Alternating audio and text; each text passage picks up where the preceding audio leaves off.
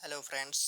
आइए हम लोग एंशियंट हिस्ट्री की जो शुरुआत है वो पुरातत्व से करते हैं, क्योंकि सारे एग्जाम्स करीब हैं। हमने एंशियंट हिस्ट्री में नवपाषाण काल वगैरह तक काफ़ी कुछ पढ़ाया था, लेकिन एक फैक्ट के रूप में जो कि आपको बहुत इंपॉर्टेंस है, फैक्ट के रूप में क्या जानना चाहिए क्या नहीं, उसको हम लोग देखते हैं।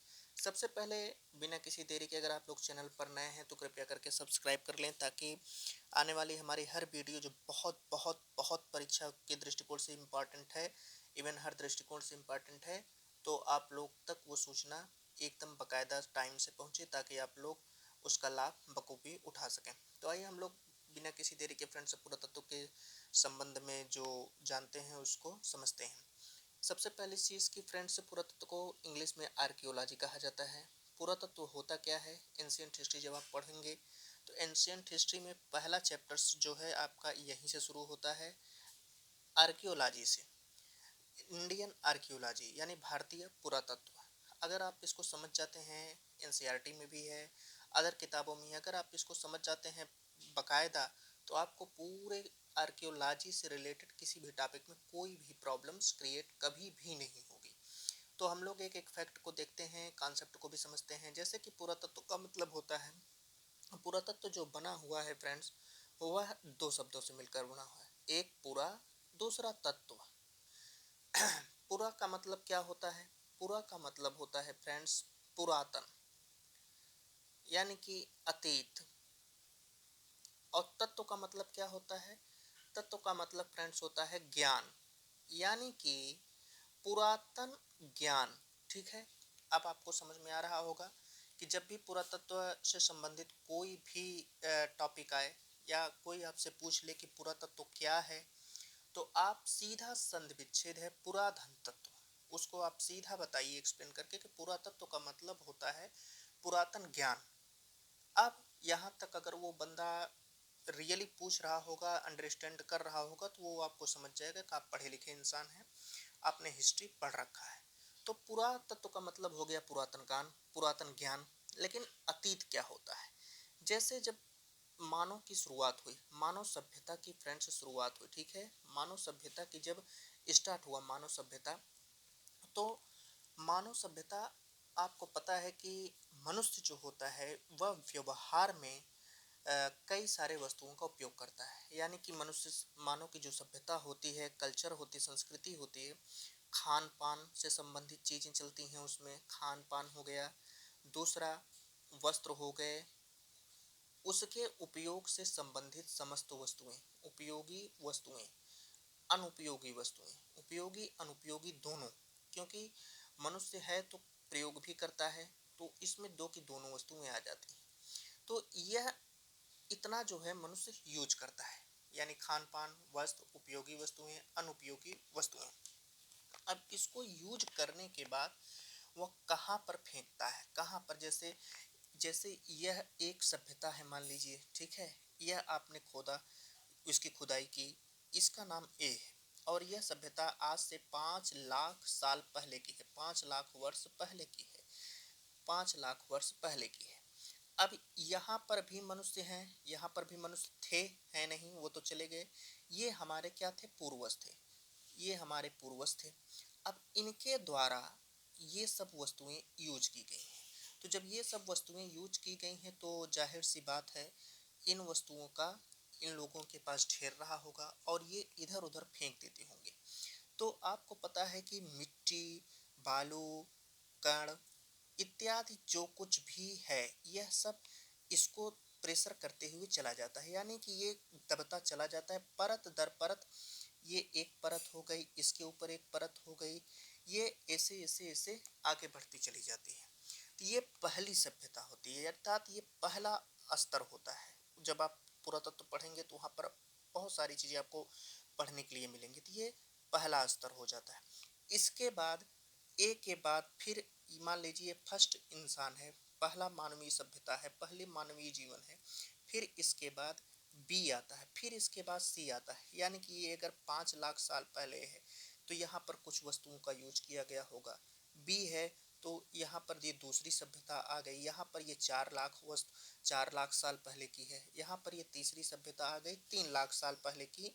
वस्तुएं यूज की गई होंगी, तो जाहिर सी बात है कि यहाँ पर काफ़ी सारी जो बातें हैं, यहाँ पर ऐसे सभ्यता दर सभ्यता, परत दर परत वो ढकती हुई चली जाती है। तो इसका अर्थात क्या हो गया कि यानी कि जो सबसे पहले खुदाई हुई थी ए की, वो सबसे पहले मिलने वाला मानव सभ्यता का जीवन था। उनके द्वारा जो कुछ भी वस्तुएं यूज की गई थी, उन्हीं की खोज करना। अब यहाँ पर आप देखिए, उनकी खोज करना, उनका अध्ययन करना, ठीक है, उनका खोज करना, उनका अध्ययन करना, उनके बारे में पता लगाना कि वो क्या खाते थे, क्या पहनते थे, क्या कैसे उनकी कल्चर थी, कैसे एक्टिविटीज थी, ये सब का खोज करना जो पुरातत्वविद का, जो खोजकर्ता का काम होता है। इसके बाद खोज करके उसका बकायदा अध्ययन किया जाता है।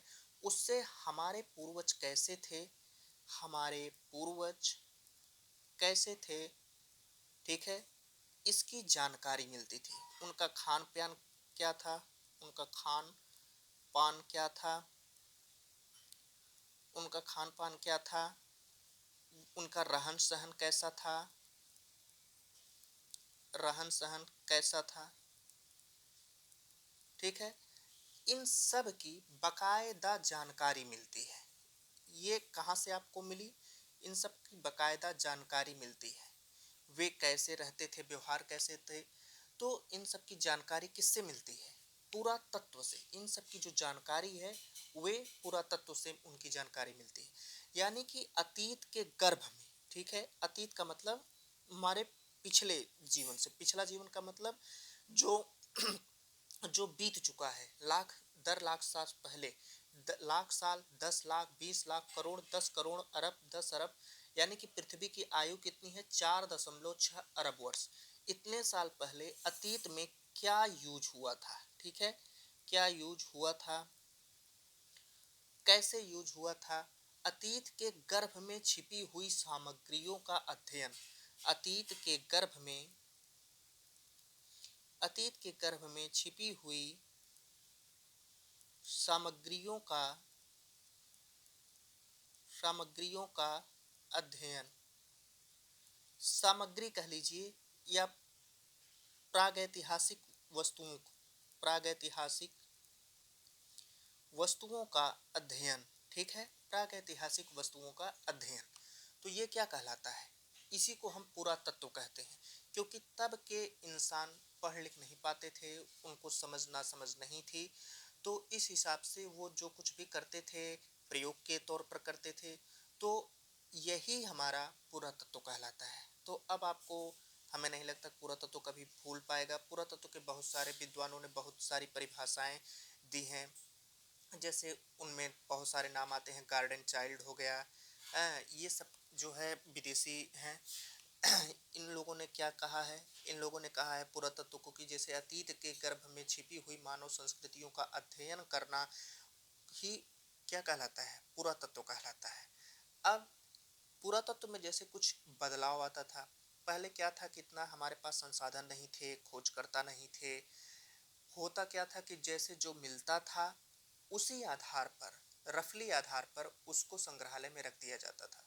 तो प्राचीन समय में जो रोमन और मिस्र की सभ्यता थे, उसको संग्रहालय में रखा जाता था।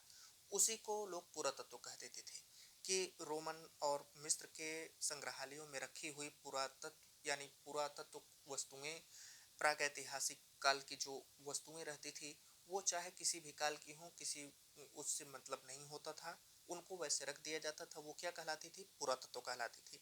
लेकिन धीरे धीरे जब जैसे जैसे अनुसंधान हुआ, हमारे पास संसाधनों में वृद्धि हुई, वैज्ञानिक तरीके से चीज़ों को देखना, उनको तथ्यों का एनालिसिस करना, दृष्टिकोण में बदलाव आया, उनका नजरिया बदला।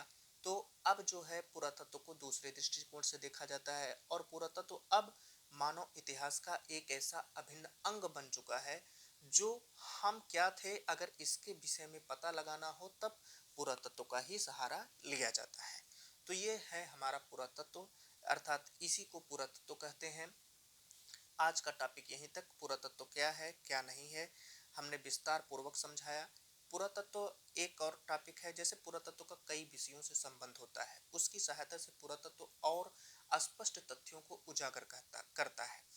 पुरातत्व की जो सामग्री होती है वो केवल केवल वस्तुएं होती हैं, प्रागैतिहासिक काल की वस्तुएं होती हैं। क्यों? क्योंकि पुरातत्व में कोई भी लिखित सामग्री प्रागैतिहासिक काल में नहीं मिलती है पुरातत्व के अंतर्गत। और जब से लिखना शुरू हुआ, इसमें दो चीजें होती हैं। एक ऐसा लेख मिलता है जिसे पढ़ा नहीं जा सका है, आप लोग हिस्ट्री में पढ़ते होंगे, पढ़ा नहीं जा सका है, उसे क्या कहते हैं? आद्य इतिहास काल कहते हैं या आद्य ऐतिहासिक काल कहते हैं। प्रागैतिहासिक काल किसे कहते हैं? यानी कि इतिहास काल के पहले का काल, जहां पर पढ़ना लिखना कुछ भी नहीं था, केवल पुरातात्विक वस्तुओं के आधार पर उनका पता लगाया जाता था। वो क्या कहलाता था? पुरातत्व, प्रागैतिहासिक काल कहलाता है। तो अब जैसा कि मैंने बताया कि संसाधन वगैरह सब कुछ वैज्ञानिक नजरिए से देखने के बाद काफी चीजों में बदलाव आया, काफी तथ्यों में बदलाव आया, अनुसंधान में बदलाव आया। तो इसका बहुत सारे विषयों से संबंध है। विषयों से संबंध इसलिए होता है ताकि चीजों को स्पष्ट तरीके से और बेहतरीन ढंग से उजागर किया जाए तथ्यों को। जैसे मानव की से इसका संबंध है, भौतिक विज्ञान से संबंध है। भौतिक विज्ञान में जैसे आप पढ़ेंगे कि कार्बन जो 14 है वह किसी भी तत्व की रेडियोधर्मी होता है, किसी भी तत्व की अर्धायु निकालने में सफल होता है। 50 लाख साल पहले अगर कोई वस्तु है या करोड़ वर्ष पहले कोई वस्तु है, तो उसकी जो तिथि है इसी की सहायता से ज्ञात करते हैं, यानी रेडियो कार्बन विधि से उसकी आयु ज्ञात करते हैं। इसके बाद रसायन शास्त्र आता है। रसायन शास्त्र में जो विभिन्न प्रकार के यौगिक होते हैं, कंपाउंड होते हैं, उनसे पुरातात्विक वस्तुओं को एनालिसिस बहुत बेहतरीन ढंग से किया जाता है, उनकी साफ सफाई किया जाता है, वो स्पष्ट रूप से और बेहतरीन अच्छे से नजर आते हैं। आप लोगों ने देखा होगा कि जो जीवाश्म मिलते हैं हड्डियों के, वो जूलॉजी डिपार्टमेंट हमारा है, वो देखता है उनके जीवाश्म। जैसे डायनासोर का जीवाश्म आज से 1 करोड़ साल पहले किसी पशु पक्षी या किसी भी का जीवाश्म मिल गया, तो वो भी पुरातत्व उसको उजागर करता है। तो इस हिसाब से पुरातत्व का हर विषयों के साथ कुछ न कुछ संबंध रहता है, और उसमें संबंधों के चलते पुरातत्व बहुत बेहतरीन ढंग से उजागर करता है। उसमें कोई भी चीज यानी तथ्य गलत नहीं हो पाता है। तो ये हमारा क्या है आज? पुरातत्व। पुरातत्व क्या है? पुरातत्व किसे कहते हैं? पुरातत्व का अन्य विषयों के साथ संबंध कैसा है? ये सब आज हम लोगों ने पढ़ा। मिलते हैं नेक्स्ट लेक्चर पर और पाषाण काल के तथ्यों के साथ। तब तक के लिए a lot of thanks।